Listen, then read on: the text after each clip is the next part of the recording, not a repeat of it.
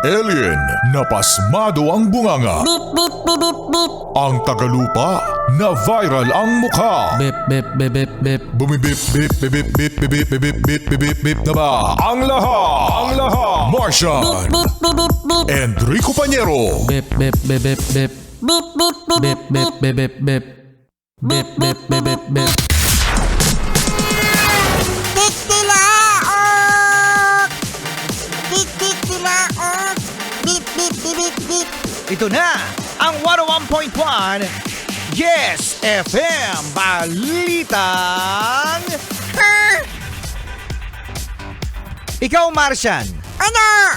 kapag ikaw ay susuhulan ng 1 billion pesos, tatanggapin mo ba? Oo naman. Oo naman. Para manahimik. Yan, susuhulan ka, bibigyan ka ng 1 billion pesos, Martian, para manahimik. Lap, tatanggapin ko yung 1 billion pesos. Pero hindi ko alam kung kaya kong manahimik. Yun lang. Dahil mga yes friend, speaking of 1 billion pesos, aba!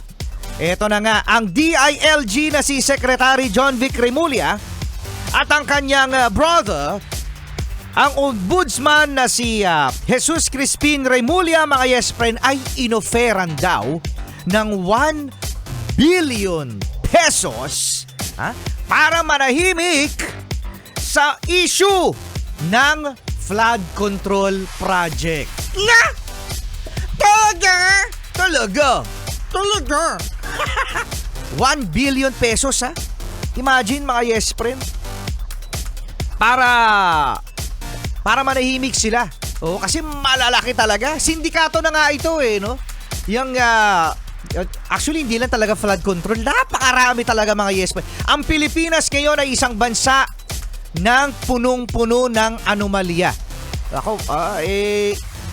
Actually, sinabi rin ni DILG Secretary John Vic Remulla na hindi niya nabanggit kung sino ang nag-offer. Bakit? Ay, di ko alam, no? Sabi niya true kaibigan, nagsabi. Pero actually mga yes friend, dapat ito na yung chance ni DILG Secretary John Vic Remulla para alamin kung sino yung tao na handang magbayad ng 1 billion pesos para sila ay manahimik magkapatid. Kasama ang kanyang kapatid na ombudsman. Kasi kung wala siyang sasabihin kung sino ang nagsabi na bibigyan kita ng 1 billion pesos basta manahimik ka. Syempre mga yes friend, good points o additional pogi points ito sa dalawa. Kasi sasabihin ng taong bayan na ang bait-bait naman nila kasi hindi nila tinanggap yung 1 billion pesos. Oo, di ba? Ang galing-galing naman nila. Kasi hindi nila tinanggap yung 1 billion pesos. Inulit mo lang sinabi ko Inulit ko ba? Inulit ko. So kapag naman sila mga yes friend ay natuntun kung sino yung tao na yon, aba malaking malaking manok yan, no? Fried chicken! One whole fried chicken yan para sa dalawa. Kaya sana mabanggit nila.